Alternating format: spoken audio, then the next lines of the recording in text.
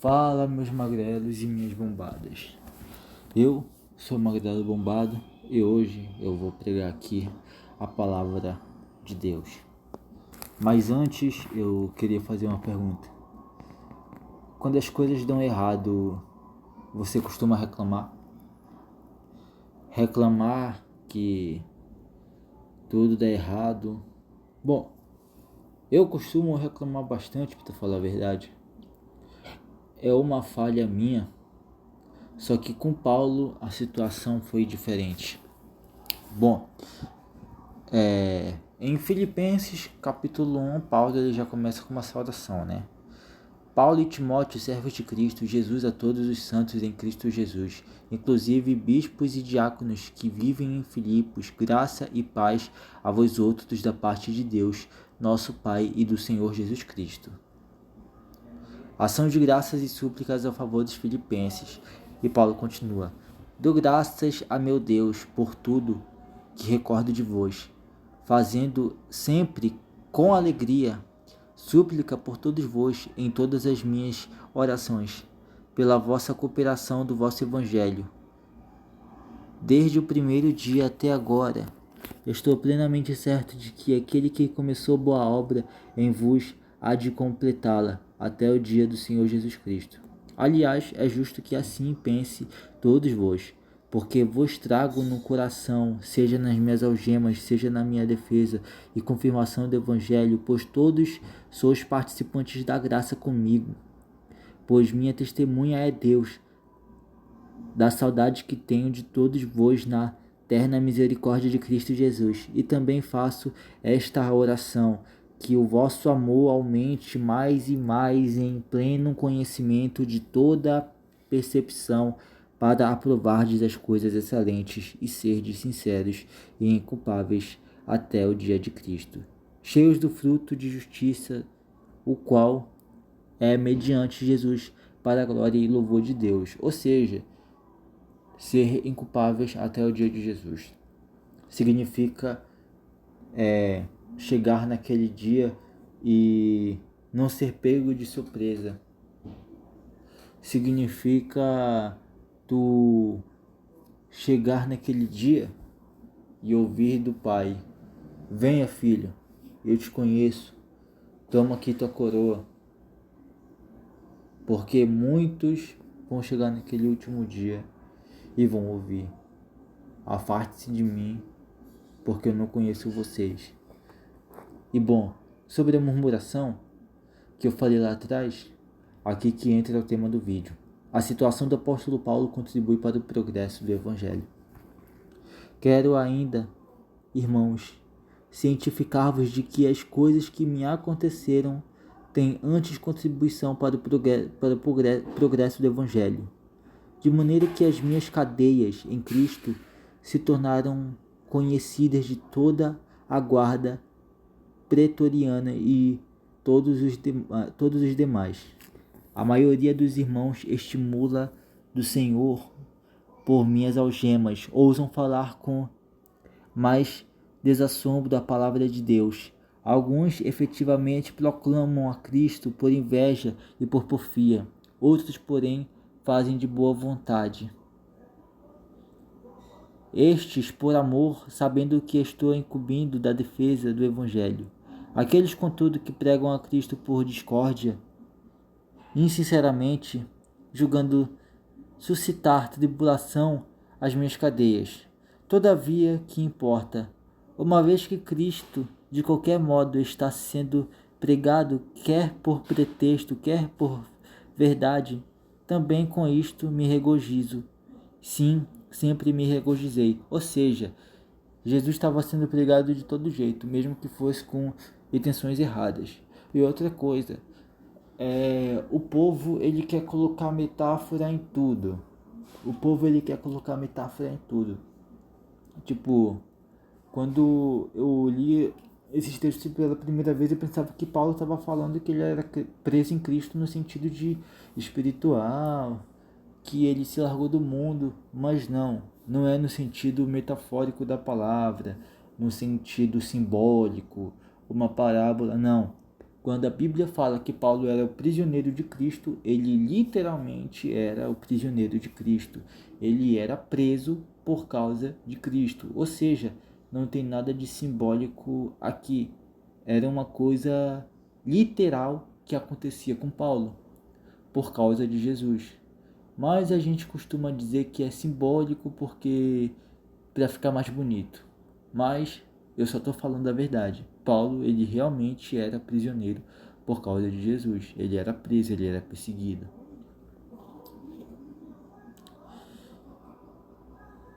Ele era preso, ele era prosseguido. Porque estou certo de que isso mesmo, pela vossa súplica e pela provisão do Espírito de Jesus Cristo, me redundará em libertação, segundo a minha ardente expectativa e esperança de que em nada serei envergonhado. Antes, com toda a ousadia, como sempre também agora será Cristo engrandecido no meu corpo, quer pela vida, quer pela morte. Portanto, para mim, o viver é Cristo e o morrer é lucro. Quando aqui foi um pensamento pessoal de Paulo. Paulo, ele não estava impondo um novo mandamento, tipo, viver é Cristo e morrer é lucro. Morra que é melhor. Não, Paulo não quis dizer isso. O que Paulo quis dizer, aqui ele expôs o pensamento dele, um pensamento pessoal de Paulo. Qual era o pensamento pessoal de Paulo? Para Paulo, para o apóstolo Paulo, seria muito melhor para o apóstolo se ele morresse logo, porque ele estava em Cristo Jesus, né? Ele não queria mais ficar nesse mundo, né?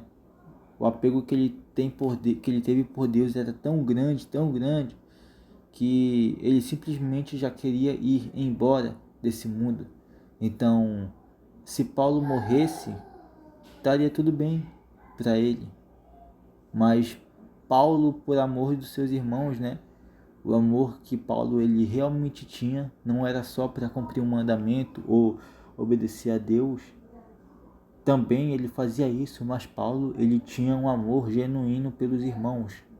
Paulo ele realmente queria fazer a obra. Senhor, eu peço perdão pela interrupção. É assim mesmo, é por causa de coisas como essa que a minha frequência de vídeo é muito ruim. Mas continuando, o que eu estava dizendo era que Paulo, ele queria morrer porque ele queria logo ir para a glória e para o reino. Só que ele queria fazer a obra. Ele queria lutar pelos irmãos primeiro, pregar a palavra. Ele queria pregar o evangelho. Ele queria chegar lá com os irmãos e alertar sobre falsos mestres e falsos profetas, alertar sobre heresias, né? Adoração a ídolos, culto aos anjos, não sei o que. Paulo, ele queria partir do reino de Deus, mas o amor que ele tinha para os irmãos era maior do que isso, né? E Paulo precisava se manter vivo para que Deus ainda usasse ele na obra, porque Deus ainda tinha planos para Paulo realizar ali. E continuando com o texto. Entretanto, se viver na carne traz fruto para o meu trabalho, já não sei o que hei de escolher. Viver na carne no sentido não é de viver no pecado, mas sim no sentido de estar vivo, respirando, né? Vivo no sentido físico. Como eu disse antes, Paulo ainda tinha que estar vivo para continuar fazendo a obra. Ora, de um outro lado, estou constrangido, tendo o desejo de partir e estar com Cristo, o que é incomparavelmente melhor. Paulo aqui expondo, né, o seu maior sonho que era estar com Cristo. Mas por vossa causa é mais necessário permanecer na carne, e convicto disto, estou certo de que ficarei e permanecerei com todos vós para o vosso progresso e gozo da fé, a fim de que aumente quanto a mim o motivo de vos gloriardes em Cristo Jesus pela minha presença de novo convosco. Então, Paulo, ele poderia ter murmurado, ele poderia ter dito a seguinte, coisa: eu tô preso, eu vou morrer. E agora? Como eu vou pregar a palavra do Senhor? Eu vou morrer, já era. Não tem mais jeito pra mim. Os caras vão me matar, eu tô lascado, mano. Os caras vão... Não. Paulo, ele... Deixa eu fechar minha Bíblia aqui com o maior respeito do mundo. Paulo, ele ficou de boa. E ele ficou lá, escrevendo carta. Na prisão mesmo. Ele ficou lá, só na canetada. Se não fosse por isso, mano, se não fosse pela prisão de Paulo, talvez essa palavra nem teria chegado até a gente. Isso daí até contribuiu para o evangelho. Porque Paulo, ele tinha as pessoas para trabalhar para ele. Ele tinha Timóteo, né? Então, tudo contribuiu. O que era para ser ruim, o que era para atrapalhar, só acabou ajudando. Paulo, ao invés de reclamar, ele fez o contrário. Ele agradeceu a Deus. Muitos estariam desesperados no lugar de Paulo. Se Paulo fosse morto pelos guardas ali mesmo, seria até melhor, porque segundo o próprio Paulo, como ele mesmo disse, morrer é lucro. Porque Paulo, ele queria estar com Cristo. O maior desejo de Paulo era estar no céu, com Cristo, partir nesse mundo e viver com Cristo. Mas como eu disse antes, ainda era necessário ele fazer a obra. Só que Paulo não fez a obra apenas por obediência a Deus. Ele realmente tinha amor pelos seus irmãos, amor por Timóteo. Então, ele realmente era alguém que adotou, puxou para si o caráter de Cristo. Eu enxergo Paulo como se fosse um segundo Jesus assim da Bíblia. Porque de fato ele se tornou, né, uma segunda versão de Cristo aí, porque ele não só corria risco para espalhar o evangelho para os irmãos, mas também ele queria estar com Cristo, né? Ele adotou para si o caráter de Cristo. Tanto é que uma das passagens mais conhecidas de Paulo é quando ele diz: sejam meus imitadores, que nem eu sou de Cristo. Ou seja, Paulo, ele adotou para si tanto o caráter de Cristo que ele acabou se tornando como se fosse um segundo Cristo aí, né? Tanto é que o termo cristão significa literalmente isso: pequenos cristos, cópias de Cristo, cópias de Jesus. E isso daqui é muito importante, porque eu prego do meu jeito aqui e tal, mas por favor, não adote o meu jeito. Não tente ser que nem o Jessé, o magrelo bombado. Eu não estou tentando criar um segundo Jessé, um segundo magrelo bombado, porque eu sou um pecador. E por ser pecador, eu sou problemático. Então, se eu tentar fazer uma cópia minha, eu vou criar outro problemático. A gente, quando for pregar o evangelho, a gente tem que criar cópias de Jesus. Mas para fazer com que as pessoas sejam cópias de Jesus, a gente tem que ser a cópia de Jesus. Cristão, pequeno Cristos. Sede meus imitadores como eu sou de Cristo. Paulo foi um exemplo perfeito de um pequeno Cristo, uma cópia de Cristo, fazer tudo aquilo que Jesus fez. Então, Paulo ele podia ter murmurado, mas ele agradeceu a Deus. Ele agradeceu a Deus. Paulo ele agradeceu a Deus. E não foi por mal vontade. Paulo fez tudo por amor, mano. O amor que Paulo tinha pelos irmãos era que nem o amor de Jesus por nós. Bom, esse foi o vídeo.